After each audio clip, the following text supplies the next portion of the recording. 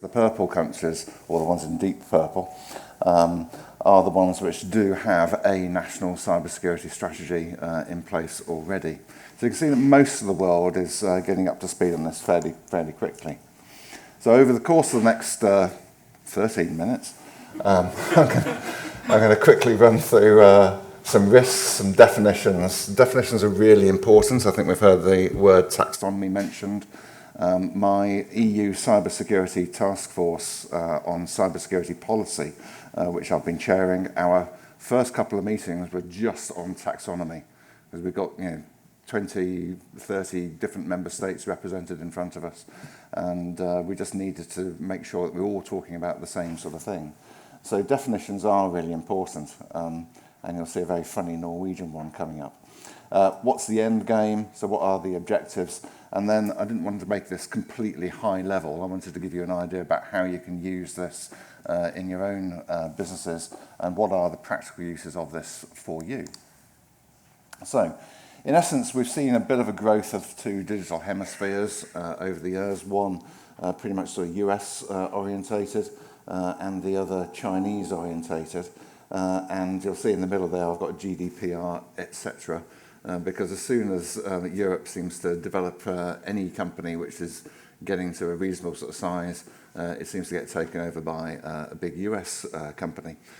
So EU Commission is getting a bit concerned about this and is going to try and protect new digital sort of companies growing up in Europe so that we can have a bit more an influence globally, apart from just having an influence in the regulatory terms with GDPR. And until recently, I mean, there wasn't going to be any sort of cybersecurity regulation at all, because they're just going to hang it on the back of GDPR. But you've probably seen there's a raft of six new directives and acts on the way through Europe, which will have an impact on the digital economy. So let's have a look at sort of some global risks. This is what the World Economic Forum has come up with. And you'll see the purple dots. I don't know why purple seems to be associated with digital, but purple is. Purple dots on the top left there, those are the digital sort of risks, which in terms of sort of global approach to risk don't seem to be particularly high, do they? And I found that quite startling, as I also found quite startling the ones in green dots there, because I also look at an issue called terrorcide, which are all the dangers which are impacting the planet at the moment and the interface between some of these risks. So it's very interesting from when you combine them that you start picking up on Bitcoin, for example, using as much energy as the whole of Argentina, and AI growing so rapidly it's at the same energy usage already as Bitcoin. So there's a couple of things to really watch out for in terms of your impact. Lots of companies producing real-time threat maps in terms of sort of cybersecurity. This is a Kaspersky one. I'm sure you're well used to looking at that kind of a thing. And then people picking up and then trying to translate that into cybersecurity risk. So here's a map of the least cyber-safe countries.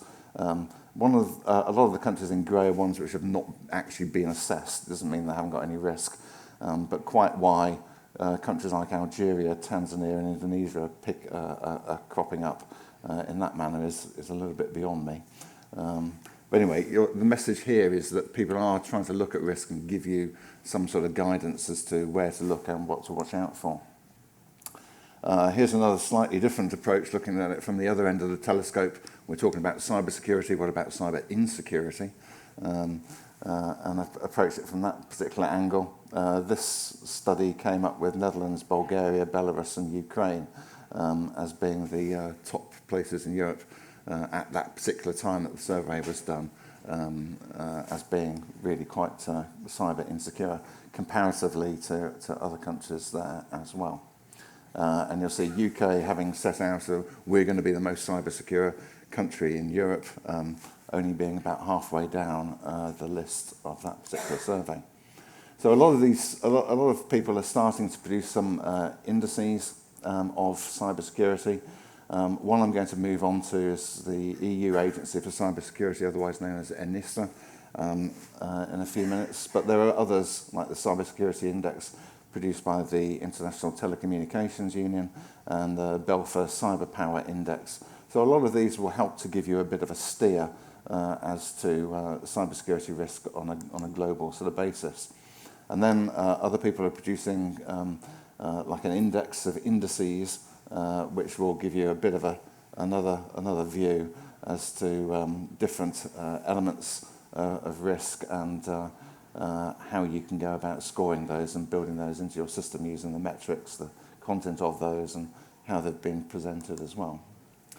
So here's the Global Cybersecurity Index as sort of originally produced a couple of years or so ago. And you can see there are 5 key pillars there, ranging from legal, technical, organisational, capacity building, and then over to cooperation on the right-hand side. So me being a lawyer, you're going to expect me to talk a little bit about the legal side, so that's what I'll move on to. I mentioned definitions earlier. The key one which was first sort of presented was by the ISO. You would expect a standardisation organisation to come up with something, which is the preservation of confidentiality, integrity and availability of information in cyberspace. Quite a nice little sort of definition really, but probably not seen as technical enough. So the ITU, obviously got much more technical people in there than the ISO, go into a bit of a more detailed one. And then, which really obviously annoyed the Norwegians, who just said, well, you know, we'll just look at the computing system, and it means protecting everything that's vulnerable in a cyber world. So different approaches to the definition side of it, and different approaches to objectives as well. So if you have a look at the ENISA website, ENISA has gone round all the different cybersecurity organisations in all the different member states and had a look at what their objectives are. Some of them only have about half a dozen objectives. This what I'm about to show now are the top 21 objectives which have been put forward by the Italians. So I thought we'd start off, and then you've got the whole gamut of all the different objectives here. But be aware that the objectives are different from country to country, which obviously gives a little bit of difficulty when you're operating cross-border. So a lot of these objectives are fairly expected, I suppose, like addressing cybercrime and adopting information security standards. And then we move on to a raft of other objectives, and these are all about establishment. And you look at that and think, well, great that you're setting something up and looking at a particular vulnerability and doing something to address it. But it's not just about establishment. It's anything. You know, it's not just building a car. It comes to driving it. It comes to servicing it, monitoring it, making sure it works and does the thing. So you do need to take it a little bit of a step further from what ENISA has done here. And then even more objectives. So when you have a look at the slides later and you want to funnel these objectives into what you're doing yourself, and just to make sure that you're covering what various different member states would like you to cover if you're operating in or with or through those particular member states, then that should be quite useful. Okay, so there's quite a few cross-border differences which add to the difficulties in doing things cross-border. Cyber criminal legislation, that differs a lot from state to state. Cybersecurity legislation, I mentioned that we've got this raft of 6 European measures coming through. That will start to help to sort of pull these different elements together. But of course, we don't really want to end up with something which is just a suit which is meant to fit everybody. One size does not fit all, and the risks will be different in different countries, particularly when you're looking at different kinds of threat actor and some of the other kinds of threat actor which have not been mentioned this morning so much, like cyber terrorists, for example. So there's lots of different elements of cross-border difference which you need to address too. When you're looking at examples of cybersecurity plans, then the UK's latest one, there's the rather long-winded address for it up there for the 2022-2030 cybersecurity programme, and then the US one as well. Previous speaker mentioned the White House. This one is another White House cybersecurity strategy document. So there are these documents floating around. They're not really updated on an annual basis, which, to my mind, being of a military background, is a bit a bit of a disaster, really. I think you just need to keep on updating and making sure that things continue. Each of you will be coming from a company. All of these companies have to make annual reports into government. Why is it that government should not make annual reports on things like which are really important, like cybersecurity risk, like the cybersecurity strategy, and making sure that is up to date and it does the job. There's some coordination at international level in legal terms. So there is a Council of Europe Cybercrime Convention. Council of Europe is different from the European Union. It's a much broader body. So a Council of Europe includes countries like Russia, Belarus, for example. It does go a little bit further. But at least we have a cybercrime convention that's being translated into UN level to get global coverage. So you can follow that up as well if you like. So what I like to do when I look at things is not just have a look at what is there, but what isn't there. And one of the big things here is that we've got some objectives which come out, very laudable, great, but how are we going to get there? You only get there if you've got key results allied to them as well. So this is a methodology I really commend to everybody here.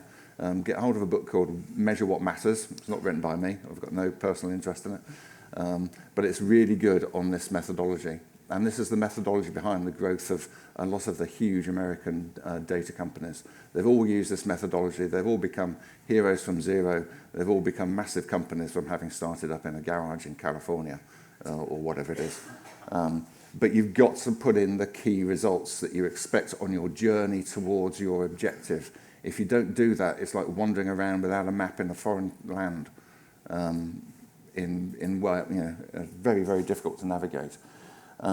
Take those objectives that I've just mentioned, the 21, as encapsulated by the Italians, and translate those into what your objectives should be.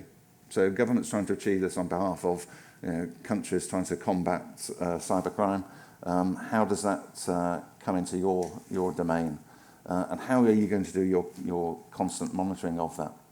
And it's quite important because you've got to remember at the end of the day, some other survey I came across, so that 80% of those who hit a major cyber issue are dead in 2 years. Yes. So my action steps for you are to carry out an assessment review after this conference. Start doing it tomorrow. Set your own OKRs. That will really help grow your business as well as protect it. And do your planning. And don't just do the plan, but monitor it and make sure it carries it through. So there you go. I think I'm bang on time. There you go.